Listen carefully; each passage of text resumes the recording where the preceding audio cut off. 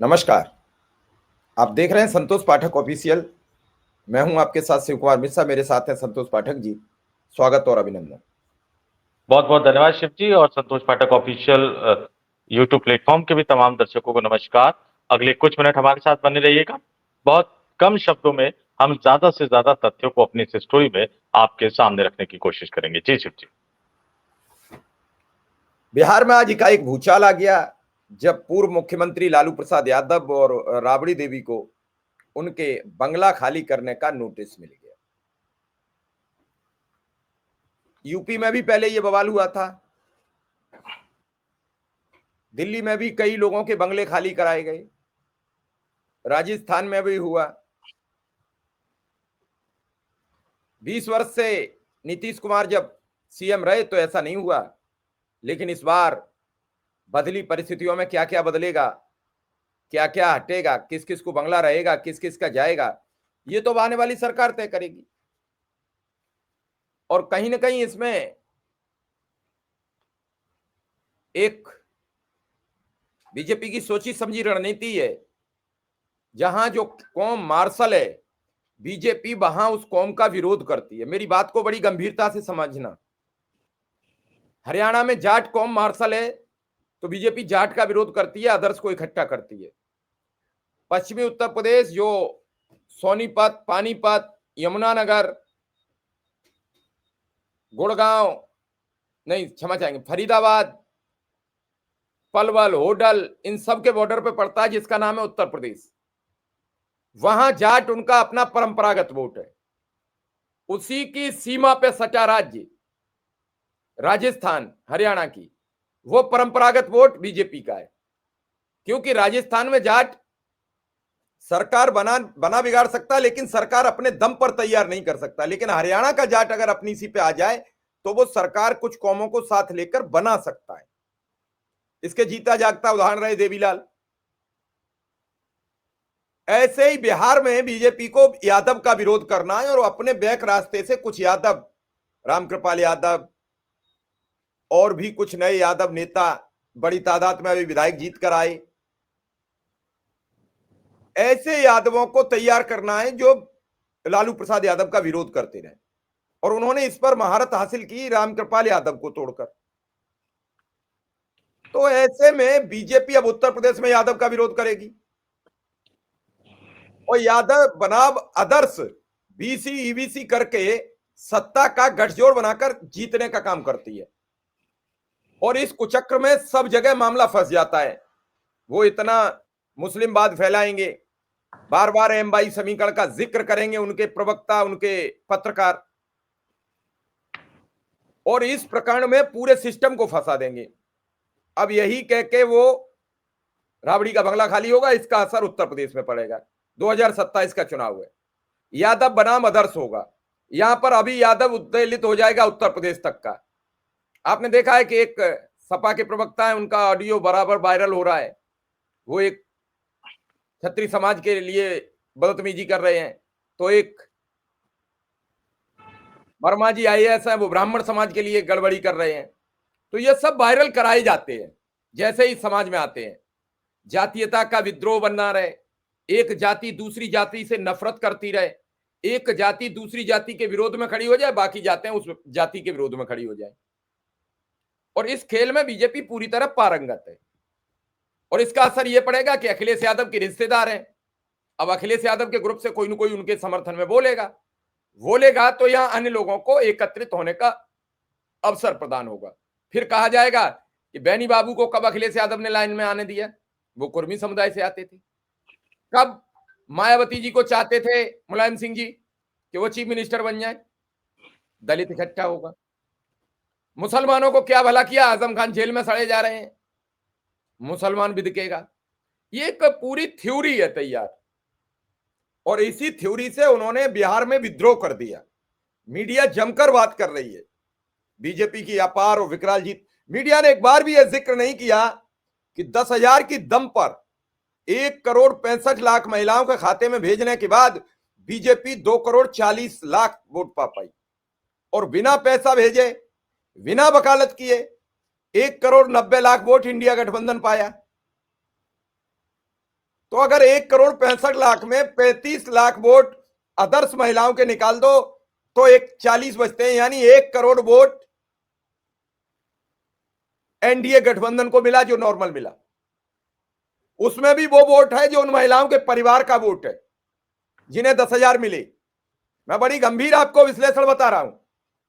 और उसके बाद इंडिया गठबंधन को जो 1,90,00,000 एक वोट मिले, उसमें किसी का हेर फेर नहीं है, किसी का पैसे का संयोजन नहीं है, वो सरकार के विद्रोह का वोट है। इसका मतलब अगर सरकार 10,000 रुपया नहीं देती तो कम से कम 1 करोड़ वोटों से चुनाव हारती, 1 करोड़ बिल्कुल वोटों शिव से। बिल्कुल शिव जी, आपने बहुत ही दिलचस्प तथ्यों के साथ, आंकड़ों के साथ देश की जनता के सामने ये बता दिया कि चुनाव कैसे लड़े जाते हैं, चुनाव कैसे जीते जाते हैं। और अब इससे अखिलेश यादव, ममता बनर्जी, एमके स्टालिन जैसे नेताओं को और केरल के मुख्यमंत्री जैसे नेताओं को सबक सीखना चाहिए। अब उसके बाद आप जीत गए, जीत को आप ऐतिहासिक जीत बताते हैं, अपने इकोसिस्टम से उसको बम्पर जीत बताते हैं, और उसके बाद घर खाली करवाने के एक तरह से प्रयासों पर उतर जाते हैं। और भारतीय जनता पार्टी को 10 नंबर और 12 नंबर से बड़ी चिढ़ है शिव जी। 10 नंबर और 12 नंबर से बड़ी चिढ़ है। मैं दर्शकों के सामने ये 10 और 12 नंबर का एक गणित बताऊंगा, लेकिन उससे पहले थोड़ा सा मैं पटना की जानकारी देता हूं, उसके बाद मैं 10 और 12 के नंबर पर भी आऊंगा। हमारे साथ बने रहिएगा। एक के बाद एक 2014 के बाद कैसे ये 10 और 12 नंबर से बीजेपी प्रताड़ित होकर निपटने की कोशिश करती हुई नजर आई, वो भी बताऊंगा। लेकिन फिलहाल एक दर्शकों के सामने एक बड़ी जानकारी देता हूं कि तेजस्वी यादव की बहनों ने तो पहले ही पटना छोड़ दिया था। अब तेजस्वी यादव की पत्नी ने बेटे और बेटी को लेकर पटना का आवास छोड़कर वो दिल्ली आ गई हैं। हालांकि ये लड़ाई नहीं, इसके पीछे कहा जा रहा है कि चूंकि आवास खाली करने का नोटिस मिला है इसलिए वो दिल्ली आ गई हैं। कुछ अन्य पारिवारिक कारण भी हो सकते हैं, उस पर हम टिप्पणी नहीं करेंगे, लेकिन ये जो जानकारी आई है वो मैंने आपके सामने रखी। अब आगे आता हूं उस आदेश पे। बिहार में जब लालू देवी राबड़ी देवी का राज खत्म हुआ, 2005 में नीतीश कुमार मुख्यमंत्री बने, तो 2005 में विपक्ष के नेता के तौर पर राबड़ी देवी को एक बंगला आवंटित होता है 10 सर्कुलर रोड। और 2006 से राबड़ी देवी उसी बंगले में रह रही थी 2025 तक, और अब उनको नोटिस दे दिया गया है कि भैया ये 10 सर्कुलर रोड वाला जो आवास है वो आप खाली कर दीजिए, और इसकी जगह पर आपको 39 होर्डिंग रोड जो है वो अलॉट किया गया है। जरा मैं आपको दर्शकों को बता दूं कि जिस समय वो अलॉट किया गया था उस समय भी विपक्ष की नेता थी। आज जब उनको ये बदल छोड़ने को कहा गया है उस समय भी बिहार विधान परिषद में वो विपक्ष की नेता है। तो सवाल यह है कि बदला क्या कि उनसे ये घर खाली करवाया जा रहा है। क्या बदला वो जरा मैं बता देता हूं। ये घर जो है वो मुख्यमंत्री आवास यानी एक अने मार्ग के पास स्थित है, जो पुराना वाला 10 सर्कुलर रोड वाला आवास है। टहलते टहलते जाया जा सकता था, मुख्यमंत्री जी है, मूड कभी भी बदल सकता है। अब जो नया वाला जो आवंटित कर दिया गया है 39 होर्डिंग रोड, ये 4-4.5 किलोमीटर दूर है। तो अब नीतीश जी को पलटना होगा, बदलना होगा, तो टहलते टहलते तो नहीं जा सकते, और मुख्यमंत्री का काफिला लेकर जाएंगे तो खबर छुपेगी नहीं। तो बीजेपी की मंशा आप समझ लीजिए कि 10 सर्कुलर रोड स्थित इस आवास को किस तरह से खाली करवा लिया गया, किस तरह से खाली करवाने का नोटिस दे दिया गया। अब जेडीयू के नेता अखिलेश वाला प्रकरण याद है, उस तरह का प्रकरण यहां भी दोहराने की कोशिश कर रहे हैं। वो कह रहे हैं कि कम से कम ये टोटी चोरी करके ना जाए, आवास से कुछ सामान चोरी करके ना जाए। इतने घटिया स्तर पर नेता उतरकर राजनीति कर रहे हैं। खैर, ये तो देश की जनता को सोचना होगा। लेकिन 10 नंबर से जो चिढ़ है, 10 सर्कुलर रोड से जो चिढ़ है, पटना ही नहीं दिल्ली में भी एक 10 नंबर का बंगला है शिव जी। 10 जनपद, सोनिया गांधी का आवास। याद दिला दूं मैं दर्शकों को, बहुत कम लोगों को पता होगा कि प्रधानमंत्री के तौर पर देश के पहले प्रधानमंत्री जवाहरलाल नेहरू 3 नंबर की कोठी में रहते थे, जिसको आजकल प्रधानमंत्री म्यूजियम बना दिया गया है। और उनके निधन के बाद, उनके निधन के बाद जब लाल बहादुर शास्त्री देश के प्रधानमंत्री बने, तो लाल बहादुर शास्त्री उस प्रधानमंत्री जिसमें नेहरू जी रहा करते थे उसमें नहीं गए, क्योंकि उनको म्यूजियम बनाने की बात थी, कई तरह की चीजें उठ रही थी, इंदिरा गांधी ने कई तरह के पत्र लिखे थे। तो लाल बहादुर शास्त्री प्रधानमंत्री के तौर पर उसी 10 जनपद के आवास में रहा करते। बाद में फिर इंदिरा गांधी प्रधानमंत्री बनी तो एक सफदरजंग रोड पे रहा करती थी। बाद में फिर ये हुआ कि एक कई कोठियों को मिलाकर, चूंकि सुरक्षा के लिहाज से भी एक बड़े बंगले की जरूरत थी, तो 7 रेस कोर्स रोड पर शिफ्ट कर दिया गया। प्रधानमंत्री का आधिकारिक आवास, जिसको अब 7 लोक कल्याण मार्ग के तौर पर जाना जाता है। तो जिस 10 जनपद में सोनिया गांधी आज रह रही हैं, उसी 10 जनपद में लाल बहादुर शास्त्री रहा करते थे। उनके मकान के ठीक सामने थोड़ा सा आगे जाकर नितिन गडकरी का 2 मोतीलाल नेहरू मार्ग का आवास है। ये 10 नंबर सोनिया गांधी का आवास खाली कराने की भी एक बड़ी रणनीति बना ली गई थी। जरा मैं आपको बता दूं दर्शकों को कि राहुल गांधी की लोकसभा सांसदी जैसे ही खत्म हुई, उन्हें मकान खाली करने का नोटिस दे दिया गया। उन्होंने मकान खाली कर दिया। सुप्रीम कोर्ट से स्टे लगा, सांसदी बहाल हुई, लेकिन वही मकान उनको आवंटित नहीं किया गया।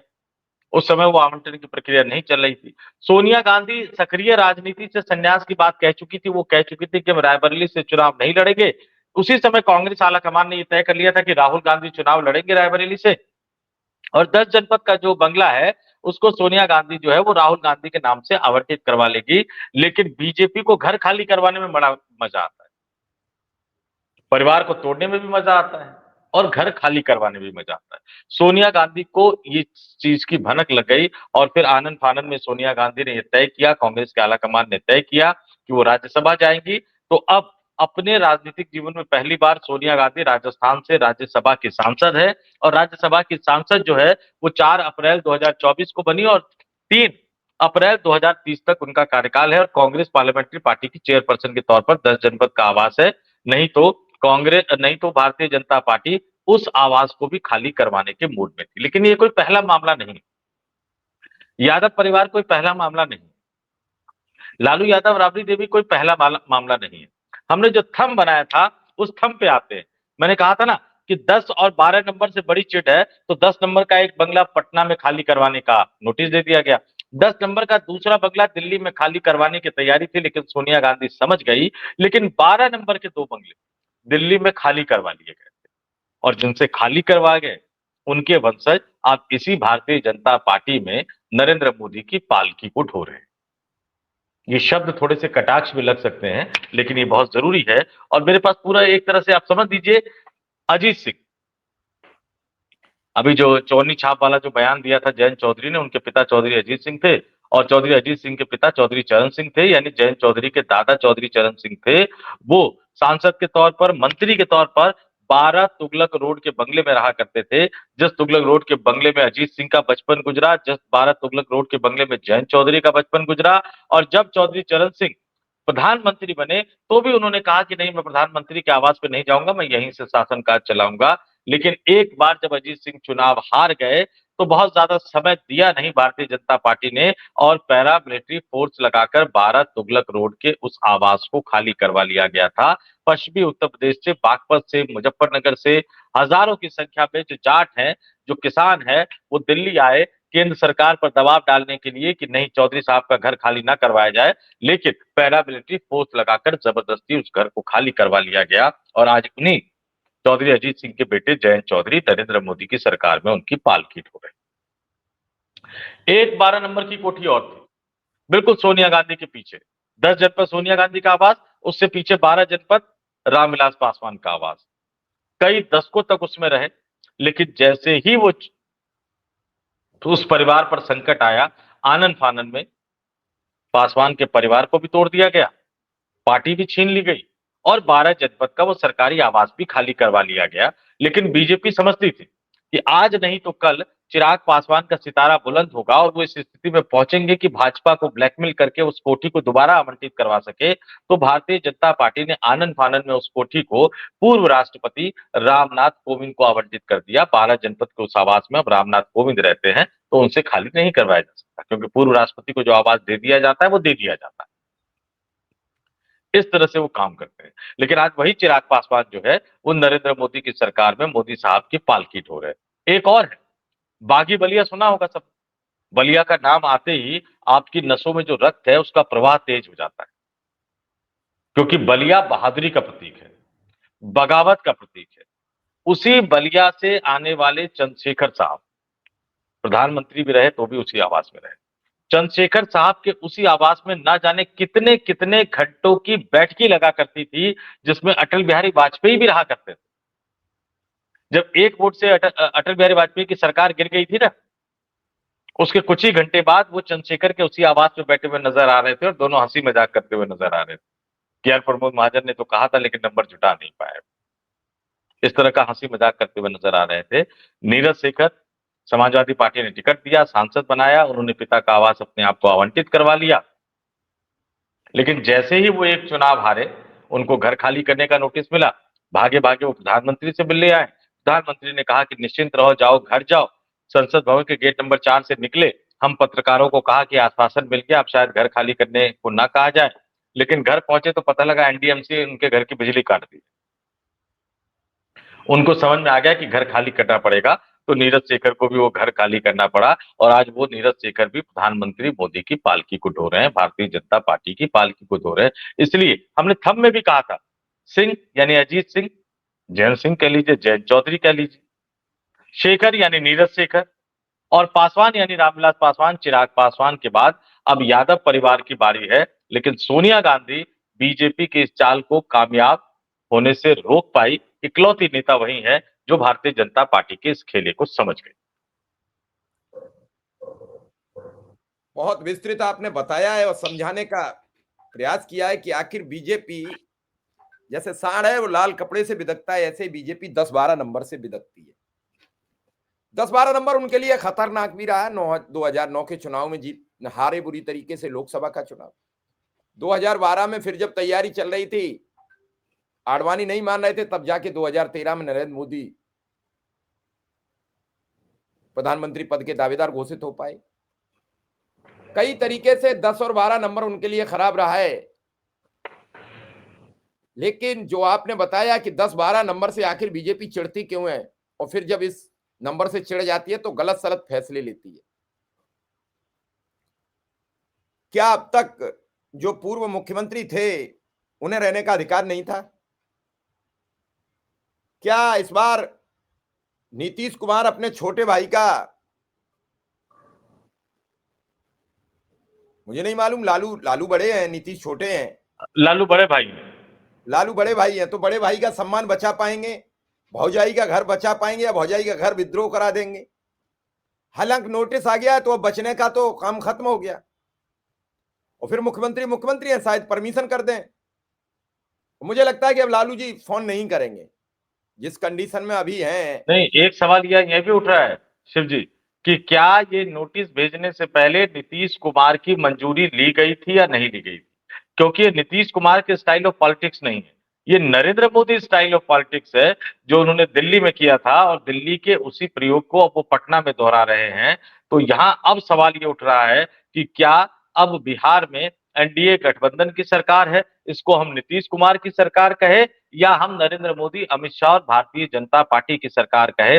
पटना में ये खबरें बड़ी तेजी से फैल रही है कि नीतीश कुमार की मंजूरी ली गई थी या नहीं ली गई थी। और जैसा कि मैंने कहा, ये नीतीश कुमार का स्टाइल ऑफ पॉलिटिक्स नहीं है। समाजवादी विचारधारा से आने वाले नेता, याद कर लीजिए, क्या सरकार मनमोहन सिंह की नहीं रही थी? कितने भारतीय जनता पार्टी के नेताओं को नोटिस दिया गया था? कितने भारतीय जनता पार्टी के नेताओं से घर खाली करवा लिया गया था? क्या उत्तर प्रदेश में मुलायम सिंह मुख्यमंत्री नहीं रहे थे? मुलायम सिंह और अखिलेश यादव ने भारतीय जनता पार्टी के कितने नेताओं से घर खाली करवाया था, याद कीजिए। और यही 2024 के लोकसभा चुनाव के बाद मैं आपको बता दूं कि कई लोगों से घर खाली करवाया गया। स्मृति ईरानी ने खुद अपना घर नियत समय पर खाली कर दिया, लेकिन भारतीय जनता पार्टी के कई हारे हुए सांसदों ने दिल्ली में अपना आवास खाली नहीं किया था समय पे। उनमें से कितनों को नोटिस दिया गया, कितनों से किराया वसूल कर लिया गया। और दिल्ली में आप चले जाइए, आप नॉर्थ एवेन्यू के फ्लैट्स में चले जाइए, आप साउथ एवेन्यू के फ्लैट्स में चले जाइए, आप वीपी हाउस के फ्लैट्स में चले जाइए, यहां तक कि लुटियन जोन के कई बंगले में चले जाइए, मीना बाग के फ्लैट्स में चले जाइए।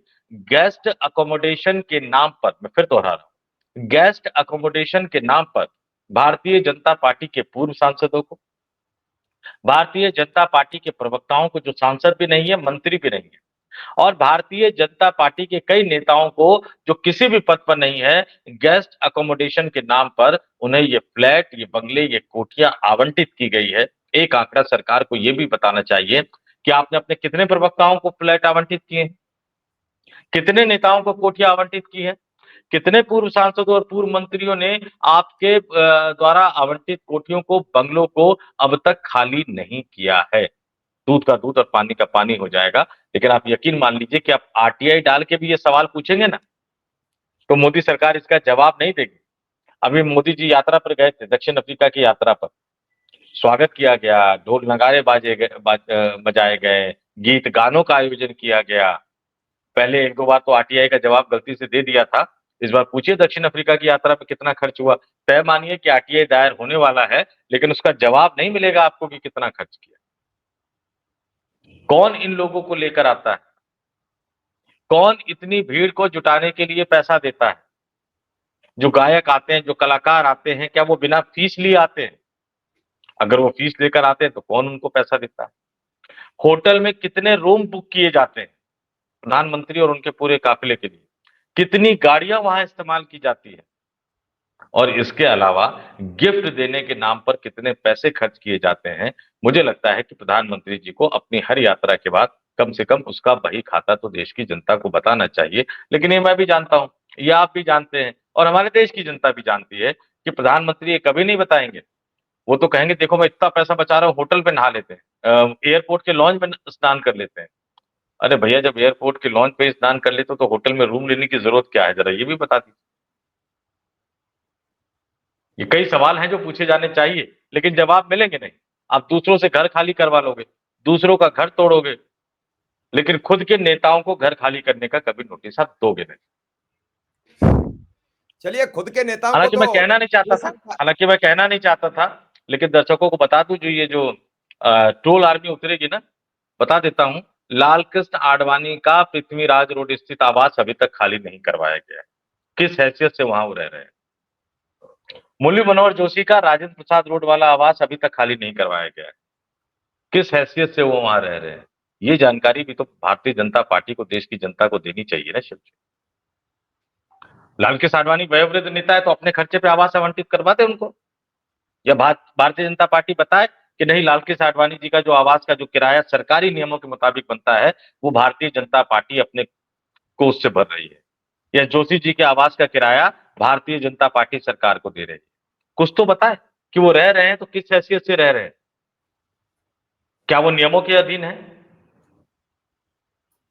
और अगर नहीं है तो फिर क्या कार्रवाई की जा रही है, इसकी जानकारी तो कम से कम भारतीय जनता पार्टी को देनी ही चाहिए शिव जी। भारतीय जनता पार्टी किसकी जानकारी देगी, क्या बताया जाए? भारतीय जनता पार्टी की जानकारी को लेकर तो हम कोई बात कह ही नहीं सकते। हर व्यापक सर्वत्र समाना, हरी सब जगह है, भाजपा सब जगह है, सब जगह वो व्याप्त रहते हैं। भाजपा सब जगह व्याप्त है, ईवीएम से लेकर चुनाव आयोग तक, ईडी से लेकर सीबीआई तक, इनकम टैक्स से लेकर अदालत तक।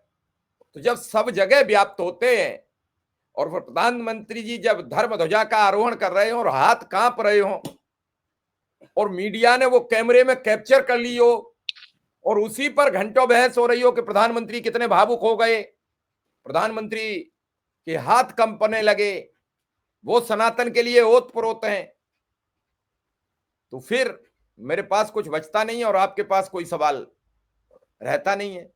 नहीं, मेरे पास एक सलाह है, मेरे पास एक सलाह है। नरेंद्र मोदी जी इस देश के प्रधानमंत्री हैं और मुझे उनके स्वास्थ्य की बहुत चिंता है।